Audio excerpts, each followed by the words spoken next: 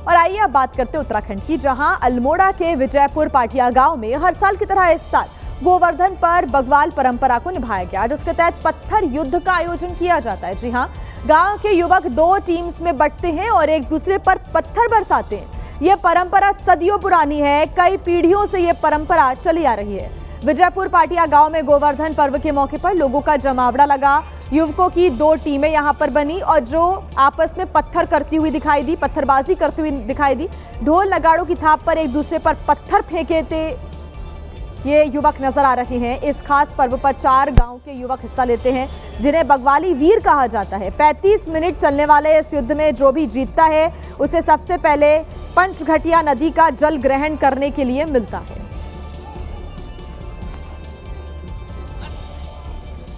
बात कर लेते हैं आंध्र प्रदेश की, जहां के कर्नूल जिले में एक यात्री बस में भीषण आग लग गई और इस हादसे में 12 लोगों की मौत हो गई है, जबकि 15 लोग गंभीर रूप से घायल हो गए हैं, झुलस गए हैं, जिन्हें अस्पताल में भर्ती कराया गया है। आग पर तो काबू पा लिया गया, लेकिन जब तक आग पर काबू पाया जाता तब तक बस पूरी तरह से जलकर खाक हो चुकी थी। यह निजी ट्रैवल्स की वॉल्वो बस थी, जो कि बेंगलुरु से हैदराबाद जा रही थी। हादसे के वक्त बस में 42 लोग सवार थे। बताया जा रहा है कि यह हादसा बस के बाइक से टकराने के बाद हुआ। फिलहाल जो जानकारी मिल रही है उसके अनुसार बस और बाइक की टक्कर यहां पर होती है और बस अनियंत्रित होकर यहां पर बाइक से टकराती है, जिसके बाद ये भीषण आग लग गई और देखते ही देखते आग की लपटों ने पूरी बस को घेर लिया। यहाँ पर लोगों को संभलने तक का भी मौका नहीं मिला। कुछ का अस्पताल में इलाज चल रहा है। 15 की संख्या बताई जा रही है जो कि गंभीर रूप से घायल हो गए हैं, तो वहीं 12 लोगों की इस दर्दनाक सड़क हादसे में मौत हो गई है। राष्ट्रपति सीएम चंद्रबाबू नायडू ने भी यहां पर दुख व्यक्त किया है। राष्ट्रपति की तरफ से भी दुख व्यक्त किया गया है इस हादसे के बाद। पीएम मोदी ने भी एक्स पर पोस्ट साझा किया और दुख व्यक्त किया।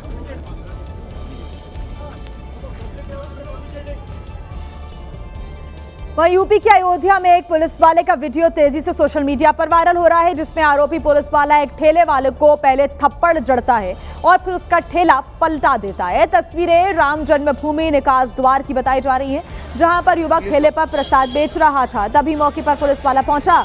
पहले ये ठेले लगाए खड़े युवक से बात करता है और फिर उसे जोरदार थप्पड़ जड़ देता है और उसके बाद भी पुलिस वाला शांत नहीं होता। वो लगातार ठेला लगाए खड़े युवक को धमकाता दिखाई दिया और आखिर में उसका ठेला गिरा देता है। स्थानीय लोगों ने पुलिस वाले की करतूत का ये पूरा वीडियो बना लिया, जो अब सोशल मीडिया पर भी तेजी से वायरल हो रहा है।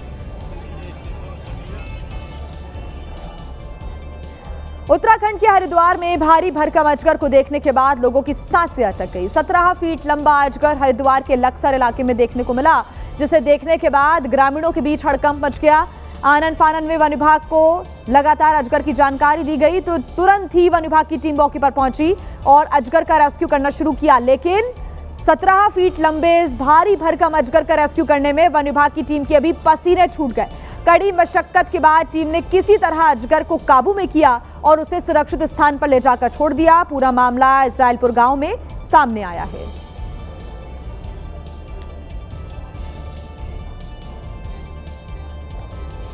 मध्य प्रदेश के भिंड की बात करते हैं, जहां पर जाम में फंसी कार अचानक ही आग की लपटों से घिर गई और देखते ही देखते पूरी कार आग के गोले में तब्दील हो गई, जिसे देखने के बाद आसपास खड़ी गाड़ियों में भी हड़कंप मच गया। जिस कार में यह आग लगी उसमें सवार लोगों ने कार से कूदकर अपनी जान बचा ली। तस्वीरें भिंड के गोदाह चौराहे इलाके की बताई जा रही है, जहां पर नेशनल हाईवे 719 पर भाई दूज के पर्व की वजह से भारी जाम लगा हुआ था, ट्रैफिक जाम था और इसी वजह से जाम में फंसी एक कार में जब आग लगी तो अफरा तफरी का माहौल बन गया। देखते देखते आग धू धू कर यहां जलने लगी और लोग इसे देखकर खौफजदा हो गए। जिस वक्त ये हादसा हुआ उस वक्त जाम में फंसी दूसरी गाड़ियों में सवार लोगों ने इसका वीडियो बना लिया। सोशल मीडिया पर यह वीडियो तेजी से वायरल भी हो रहा है।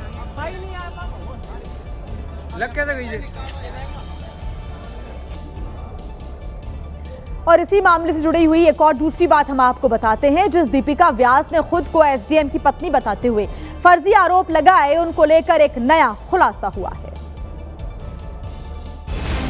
जानकारी सामने आई है कि दीपिका व्यास एसडीएम छोटू लाल शर्मा की दूसरी पत्नी है और विवाद इस वजह से बढ़ा क्योंकि एसडीएम छोटू लाल शर्मा ने अभी तक अपनी पहली पत्नी को तलाक तक नहीं दिया। आरोप लग रहा है कि एसडीएम छोटू लाल शर्मा ने अपनी पहली पत्नी पूनम झाखेड़िया और उनके बच्चों को पीटकर घर से निकाल दिया। अफसर बनने के बाद ही उन्होंने अपनी पत्नी और बच्चों को छोड़ दिया। दूसरी महिला के साथ रहने लगे। पहली पत्नी से तलाक भी नहीं हुआ। अब अगर इस मामले में सरकार संज्ञान लेती है तो एसडीएम छोटू लाल शर्मा की नौकरी खतरे में पड़ सकती है। वो सस्पेंड हो सकते हैं और बर्खास्त भी हो सकते हैं। 3 साल पहले ही पूनम ने अपने पति एसडीएम छोटू लाल शर्मा के खिलाफ मुकदमा भी दर्ज कराया था। लेक्चरार पत्नी पूनम झाखेड़िया की एफआईआर के मुताबिक उनकी शादी छोटू लाल शर्मा से 2008 में हुई थी। दोनों की 14 साल की बेटी सभ्यता शर्मा और 10 साल का बेटा अभिनव शर्मा है। पूनम ने आरोप लगाते हुए कहा था कि एसडीएम बनने के बाद छोटू लाल शर्मा पूरी तरह बदल गए। दहेज की मांग करने लगे, बदसलूकी करते हुए पिटाई तक करते थे। उधर छोटू लाल शर्मा का दावा है कि उनका पहली पत्नी से तलाक हो चुका है और तलाक के बाद ही उन्होंने दीपिका व्यास से शादी की। और आइए अब खबरों में आगे बढ़ते हैं। बात करेंगे उत्तर प्रदेश के सिद्धार्थनगर की, जहां पर मूर्ति विसर्जन के दौरान विशेष समुदाय की तरफ से ईंट फेंकने को लेकर भारी बवाल हो गया। विसर्जन में शामिल युवक धरने पर बैठ गए और कार्रवाई की मांग करने लगे। जैसे ही मूर्ति शोहरतगढ़ नगर पंचायत में पहुंची, आरोप है कि एक खास समुदाय के लोगों ने उस पर ईंट फेंक दिया। खबर फैलते ही युवकों में भारी आक्रोश फैल गया और नारेबाजी शुरू हो गई। करीब 1 घंटे तक नगर पंचायत में मूर्ति को रोककर धरना प्रदर्शन शुरू हो गया। सूचना पाकर मौके पर पहुंची पुलिस लोगों को समझाती रही, लेकिन युवक अनशन पर बैठे रहे। इस दौरान लोगों में काफी नाराजगी थी। गुस्साई भीड़ पुलिस से कार्रवाई की मांग करने लगी। इस दौरान इलाके में सड़कें भी जाम हो गई। बाद में आला अधिकारी मौके पर पहुंचे। काफी समझाने के बाद अनशन खत्म कर दिया गया और मूर्ति को आगे बढ़ाया गया। उत्तर प्रदेश के बस्ती जिले में एक ऑटो का बिना वजह चालान करना पुलिसकर्मियों को महंगा पड़ गया। ऑटो चालक का बेटा इंजीनियरिंग की पढ़ाई कर रहा है। उसने जब पुलिस वालों से सवाल जवाब करना शुरू किया तो किसी से कोई जवाब नहीं देते बना। गलत आप चलेंगे तो आपको चालान होगा। There is no challan such होगा law. तो उसके There लिए is no such law, no section, nothing. आप दिखाइए any section that you have. क्या भी दिखाइए आप। ऑटो चालक का बेटा बस ये जानना चाह रहा था कि उसके ऑटो का चालान किस कानून के तहत किया गया है। इंजीनियरिंग की पढ़ाई कर रहे युवक के मुताबिक जब सारे डॉक्यूमेंट हैं तब भी ऑटो का चालान क्यों किया जा रहा है। आप बोलना सीख लो, कैसे बोला जाता है, उसके बाद आप बात करना। आप सर आप डाइवर्ट अभी आप पहले आराम से इजी गोइंग हो जाओ। टॉपिक इजी गोइंग हो जाओ। इजी गोइंग नथिंग बहुत ज्यादा देखिए टेम्परामेंट हाई मत करो, अपना इजी गोइंग बात करो। इजी गोइंग बात। दरअसल पुलिस ने ऑटो का 1500 रुपए का चालान कर दिया था। इसी बात से नाराज होकर युवक अपने साथियों के साथ थाने पहुंच गया, जहां उसकी पुलिस वालों से खूब बहस हुई। पुलिस पर टारगेट पूरा करने के लिए चालान करने का आरोप लगा। बहस का वीडियो अब सोशल मीडिया पर वायरल हो रहा है। तस्वीरें सामने आ रही हैं अब प्रधानमंत्री नरेंद्र मोदी की तस्वीरें। आज देखिए सियासत का सुपर शुक्रवार भी है। आज शंखनाद होना है चुनाव प्रचार का बिहार में प्रधानमंत्री नरेंद्र मोदी की तरफ से। और अब तस्वीरें सामने आ रही हैं। प्रधानमंत्री नरेंद्र मोदी भारत रत्न कर्पूरी ठाकुर को श्रद्धांजलि अर्पित करने के लिए पहुंचे हैं। कर्पूरी ग्राम में मौजूद हैं। ये तस्वीरें सभी से संवाद करते हुए, बातचीत करते हुए नजर आ रही हैं। सीएम नीतीश कुमार भी उनके साथ मौजूद हैं। आज भव्य रैलियां होनी है, बड़ी रैलियां होनी है। प्रधानमंत्री नरेंद्र मोदी बड़ी रैलियों को संबोधित भी आज करेंगे और कर्पूरी ग्राम से आज की जो शुरुआत है वो होने जा रही है।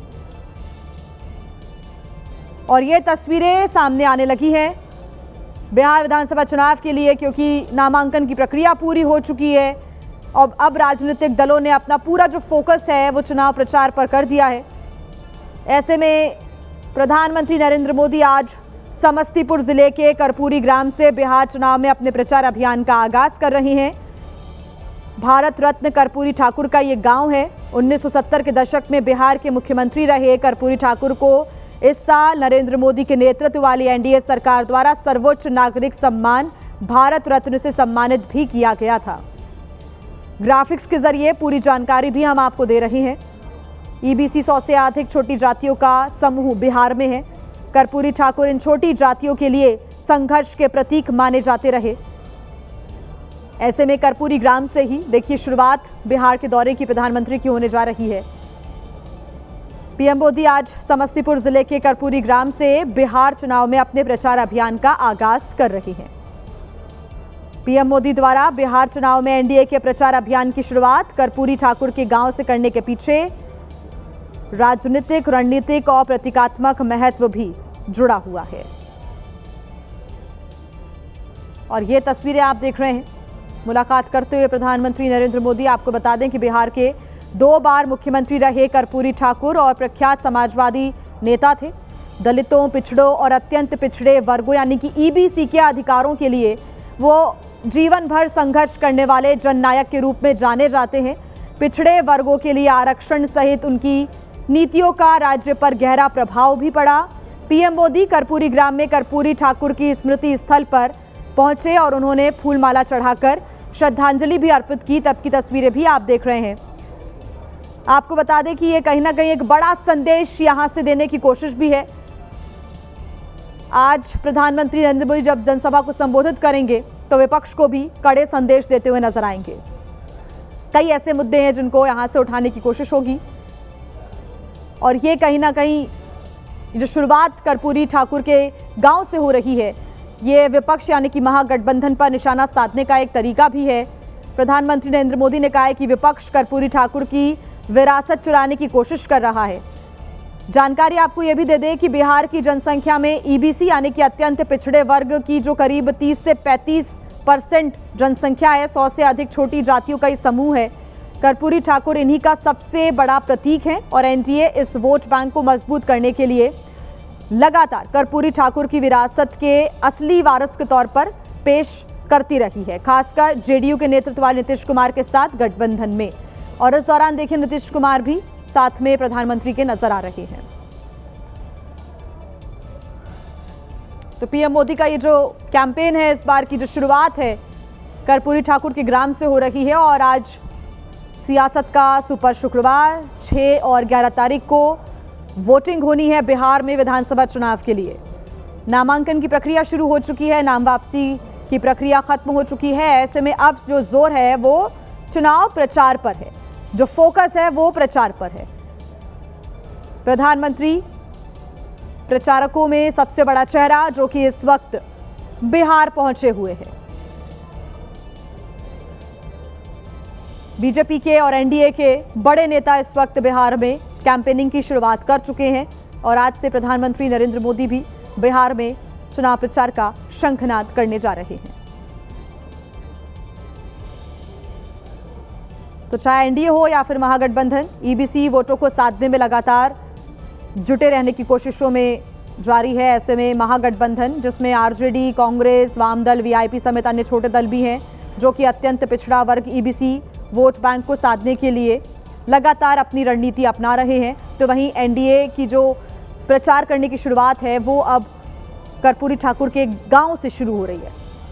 शशांक हमारे साथ लगातार जुड़े हुए हैं ज़्यादा जानकारी के साथ। शशांक, आज सियासत का सुपर शुक्रवार है बिहार में और प्रधानमंत्री नरेंद्र मोदी पहुंचे हैं और शुरुआत हो रही है कर्पूरी ठाकुर के गांव से। और देखिए, आज पीएम मोदी जो है बिहार में चुनावी शंखनाद जो है वो करने जा रहे हैं। आज बिहार में उनकी जनसभाएं जो है वो होनी है, तो समस्तीपुर को जो है वो चुना गया है चुनावी शंखनाद जो है वो शुरू करने के लिए। बता दें ये कर्पूरी ठाकुर यहीं जो थे, उनको भारत रत्न जो है मरणोपरांत जो है वो दिया गया है। उनके पुत्र केंद्र सरकार में मंत्री भी हैं, जदयू कोटे से रामनाथ ठाकुर। तो पीएम मोदी जो है आज यहाँ पर जाने वाले हैं समस्तीपुर में उनके गांव। और आपको बता दें जनसभा को भी संबोधित करेंगे दोपहर 12:15 बजे और उसके बाद बेगूसराय में भी जो है पीएम मोदी की जो है वो सभा होनी है। तो देखिए, कहीं न कहीं ये जो समस्तीपुर का जो लोकेशन चुना गया है रैली करने के लिए, तो पूरे ईबीसी समाज में मैसेज देने की कोशिश है। बिहार में सबसे अधिक जो है वो ईबीसी समाज है, जिसका आबादी जो करीब है वो 36% है। ये नीतीश के जो है वोटर माने जाते हैं। तो जो एनडीए का वोट बैंक है उसको कहीं न कहीं इंटैक्ट और करने की कोशिश की जा रही है। पीएम मोदी जब समस्तीपुर और बेगूसराय में रैली करेंगे तो जो आसपास के जिलों के विधानसभा सीटें हैं उनको भी जो है वो साधने की कोशिश की जाएगी। चुनाव को लेके एनडीए के क्या रोड मैप है बिहार में, उसको रखेंगे पीएम जनता के सामने। लालू परिवार को घेर सकते हैं, आरजेडी के जंगल राज के मुद्दे को जो उठाया जा सकता है। और देखिए, कहीं न कहीं एक कोशिश एनडीए की यही है कि चुनाव को जो है सुशासन बनाम जंगल राज के जो मुद्दा है उस पर ले जाया जाए। बिल्कुल शशांक, और यहाँ पर कोशिश चाहे एनडीए हो या फिर महागठबंधन की हो, वो ईबीसी को साधने की रही है। और आज जो जनसभा को संबोधित प्रधानमंत्री नरेंद्र मोदी करेंगे तो एक कड़ा संदेश यहाँ विपक्ष को देने की कोशिश होगी। तो बिल्कुल कोशिश होगी। ये बताएंगे कि एनडीए का बिहार विधानसभा चुनाव को लेकर जो है वो क्या विजन है, बड़ी घोषणाएं भी जो है वो कर सकते हैं। अब ध्यान रखिए कि इस बार जो है चुनावी वर्ष में पीएम मोदी इससे पहले करीब 8 बार बिहार जो है वो आ चुके हैं, तो हर बार उनकी सौगातें जो है वो बिहार को दी गई है।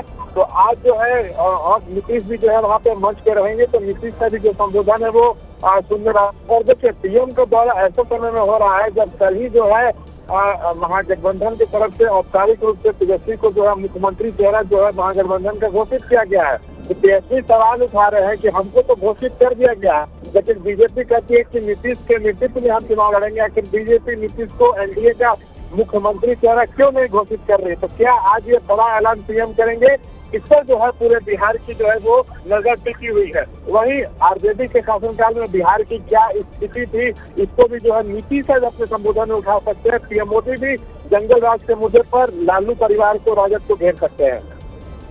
बिल्कुल शशांक, आप बने रहिएगा हमारे साथ। लगातार ये 2 तस्वीर दर्शकों को हम दिखा रहे हैं कैसे प्रधानमंत्री नरेंद्र मोदी इस वक्त पहुंचे हुए हैं समस्तीपुर में कर्पूरी ग्राम में इस वक्त मौजूद है। नीतीश कुमार भी उनके साथ मौजूद हैं और कुछ ही देर में जो रैली है उसको संबोधित करते हुए नजर आएंगे प्रधानमंत्री। 12:15 पर जो रैली है उसकी शुरुआत हो जाएगी और इस संबोधन में महागठबंधन पर निशाना साधते हुए कई अहम मुद्दों को उठाते हुए नजर आएंगे। और कहीं ना कहीं ये जो चुनाव प्रचार में धार है प्रधानमंत्री नरेंद्र मोदी अपने संबोधन के जरिए देते हुए नजर आएंगे। 6 और 11 तारीख को वोटिंग होनी है और उसके पहले चुनाव प्रचार का जो जोर है वो यहाँ पर हर पार्टी लगाना चाहती है। ये 2 तस्वीरें आपके सामने।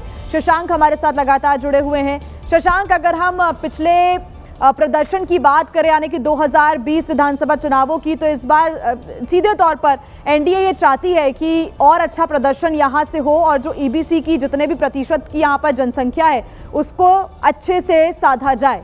शशांक जी बिल्कुल, देखिए जहाँ तक 2020 बिहार विधानसभा चुनाव की बात है तो मामूली वोटों से जो है वो महागठबंधन की हार हुई थी। तेजस्वी जो है थोड़ा सा चुप गए थे सरकार बनाने से, तो महागठबंधन की भी कोशिश है कि इस बार उनकी सरकार बने। मुकाबला देखिए कड़ा है। जब पीएम आए हैं तो कहीं ना कहीं जो चुनावी तैयारी है उसको धार देंगे। कार्यकर्ता नेता उत्साहित होते हैं उनको सुनकर।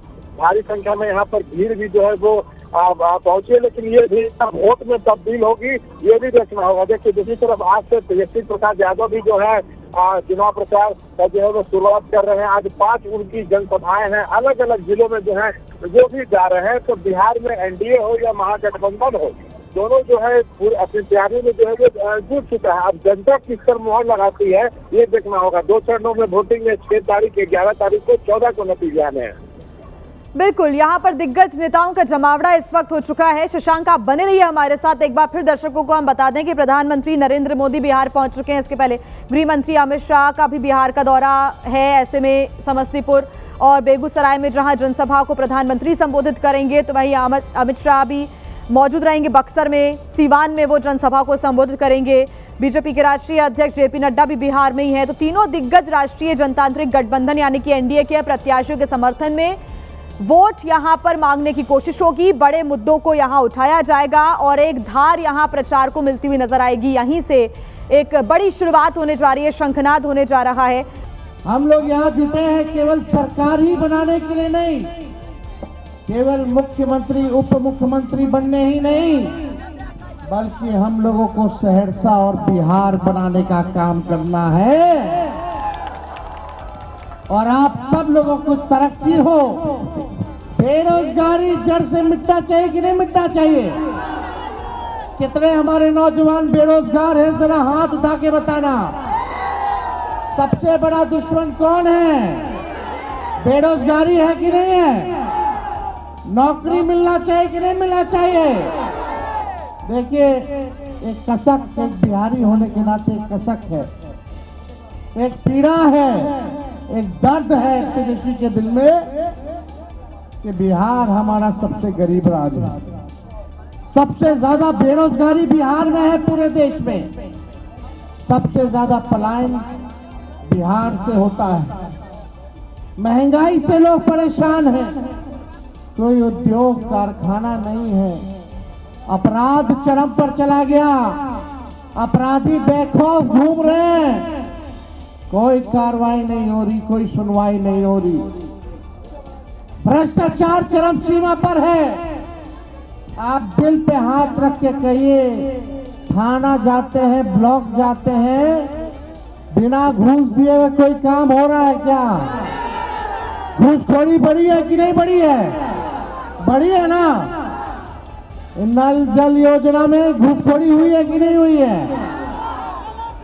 आप देखिएगा, ये लैंड सर्वे कराने तक दाखिल खारिज में घूस लिया गया कि नहीं लिया गया?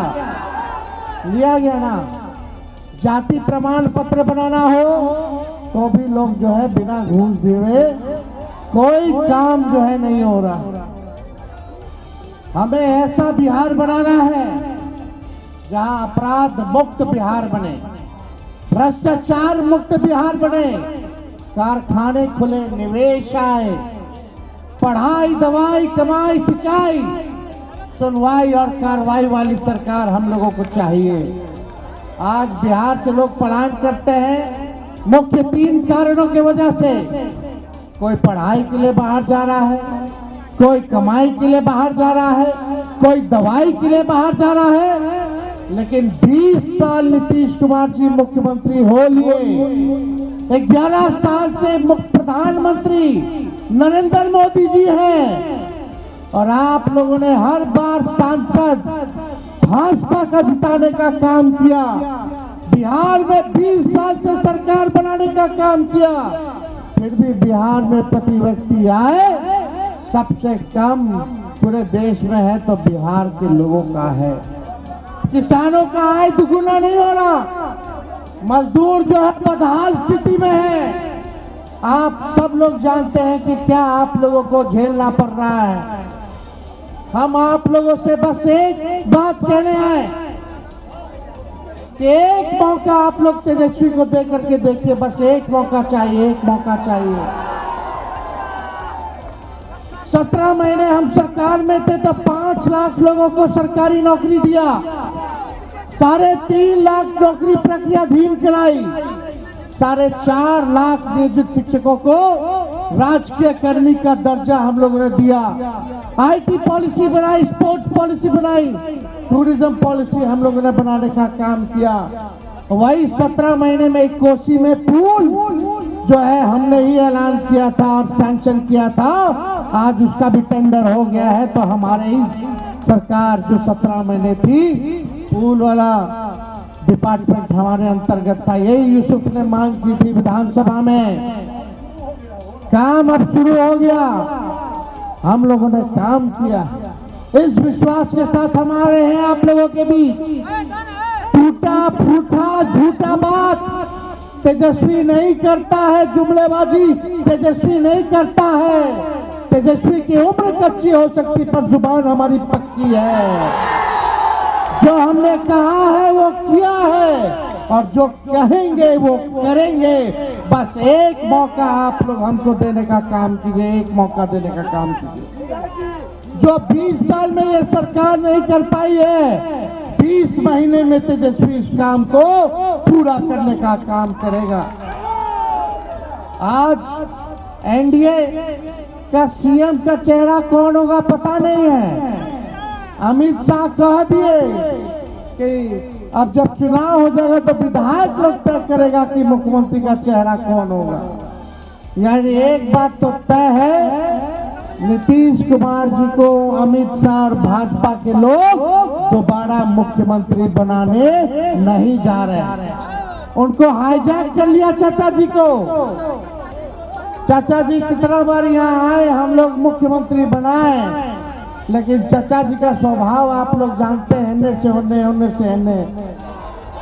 लेकिन हमको दुख है इस बात का कि भाजपा के लोग उनके साथ अन्याय करने का काम कर रहे हैं। हम लोगों का प्रेस कॉन्फ्रेंस हुआ साझा, महागठबंधन के लोगों ने हम पर भरोसा जताया, मुख्यमंत्री का चेहरा बनाया। लेकिन हम आप लोगों से कहना चाहते हैं, तेजस्वी सीएम बनेगा तो बिहार की 14 करोड़ भी सीएम बनेंगे, बनाएंगे। यानी सीएम यानी चिंता मुक्त कर देंगे आप लोगों को। पढ़ाई, दवाई, कमाई, सिंचाई, सुनवाई और कार्रवाई वाली सरकार देंगे। ऐसा काम हम लोग करने का काम आप लोगों को करेंगे। 17 महीने में हम लोगों ने किया है। वही हमारे चाचा बोलते थे 20 में कहां से लाएगा 10 लाख नौकरी, अपने बाप के पास से लाएगा पैसा। लेकिन तेजस्वी जब 17 महीने आया तो अपने चाचे के हाथ से नियुक्ति पत्र बंटवाने का काम किया। हमने राह दिखा दिया। आज वो लोग भी नौकरी की बात कर रहे हैं। जो लोग कहते थे असंभव है, नौकरी नहीं दिया जा सकता, आज वो भी कह रहे हैं कि वो आएंगे तो नौकरी देंगे। अरे पहले 2-2 करोड़ रोजगार मोदी जी कहाँ है, 8 साल दे रहे थे, पहले उसका तो हिसाब कीजिए। 11 साल यानी 22 करोड़ नौकरी कहाँ है? तेजस्वी ने जो कहा वो किया और जो कह रहा है वो करेंगे। अरे मोदी जी फैक्ट्री लगाइएगा गुजरात में और विक्ट्री चाहिए बिहार में। ऐसा होने वाला बिहार, देखो हम बिहारी हैं, हम लोग डराए वाला नहीं है, बाहरी से डराए वाला है। अरे जब लालू जी मोदी जी से नहीं डराए तो लालू जी के लड़का डरा जाएगा। ईडी, सीबीआई, इनकम टैक्स लगातार जो है केस मुकदमा, छापा मारी, हमारे उम्मीदवारों का नामांकन रद्द करवाना, उम्मीदवारों के छापा मरवाना।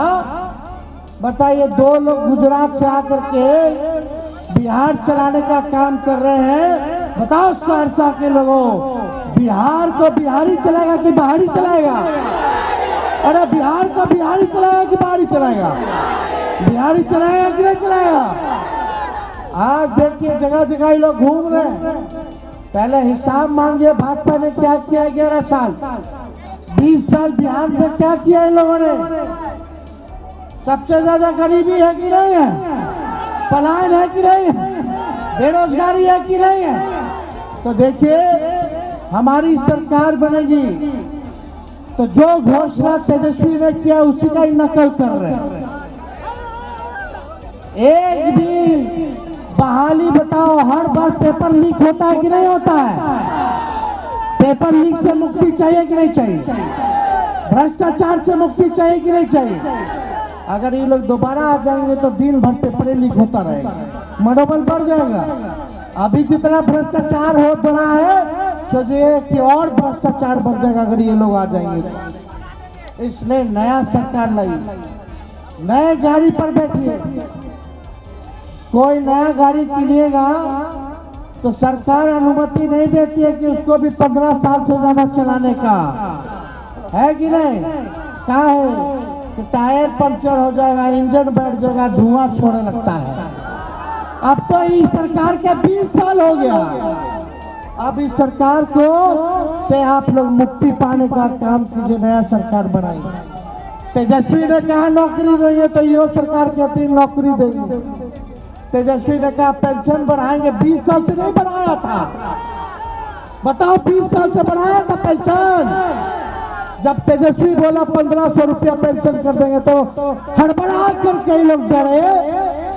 चुनाव को देखते हुए 1100 रुपया जो है इन लोगों ने करने का काम किया। हम बोले डोमिसाइल लाएंगे तो बोलते डोमिसाइल लाएंगे। बताओ तेजस्वी के बाद बीपीएससी, TRE1, TRE2, TRE3 और TRE4 हुआ। हम तो 17 महीने में कर दिए थे बिना पेपर लीक हुए। तेजस्वी के जाने के बाद एक भी बहाली ये लोग नहीं निकाल पाए। तो ये नकलची सरकार है। हमारे पास विजन है। हम चाहते हैं बिहार में सहरसा के बिहार के हर जिले में कारखाने खुले, उद्योग है, निवेश है, अच्छा यूनिवर्सिटी बने, अच्छा विद्यालय बने, अच्छा अस्पताल बने, लोगों को नौकरी मिले, महंगाई कम हो। ऐसा बिहार हम लोग बनाना चाहते हैं जहां किसानों का आय दुगुना हो। हम आप लोगों के बीच कह रहे हैं 14 तारीख याद रखिएगा, हम आप लोगों से वादा करके जा रही है, हमारा प्रण है, हमने करके भी दिखाया और ये करेंगे। 14 तारीख को आपकी सरकार बनेगी, महागठबंधन की बनेगी,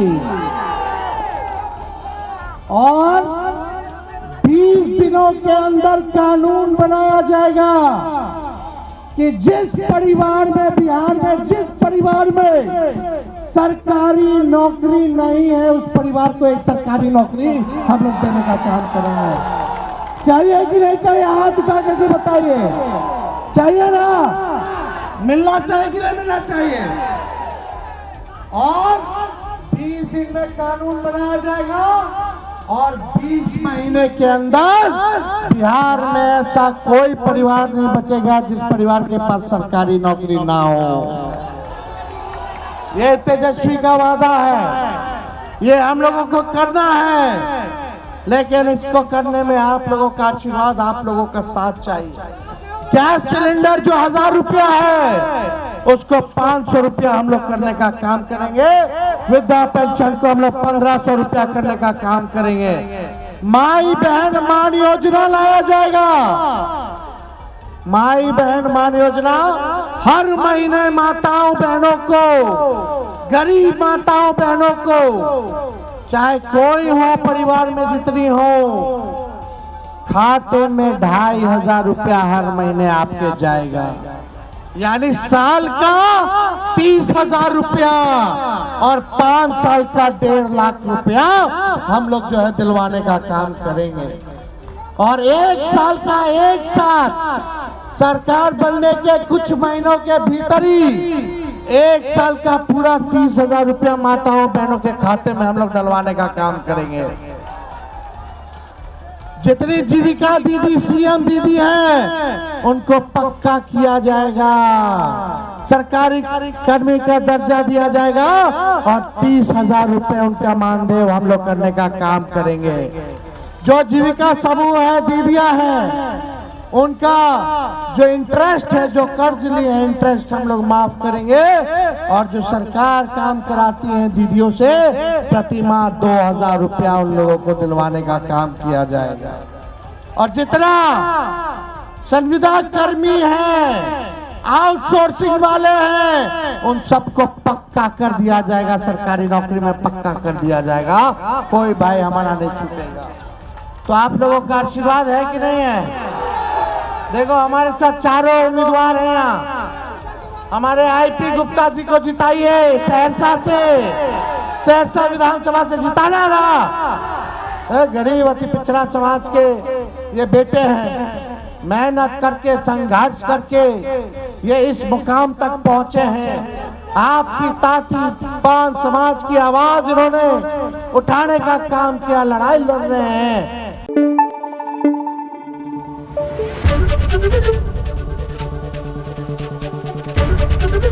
एबीपी न्यूज आपको रखे आगे।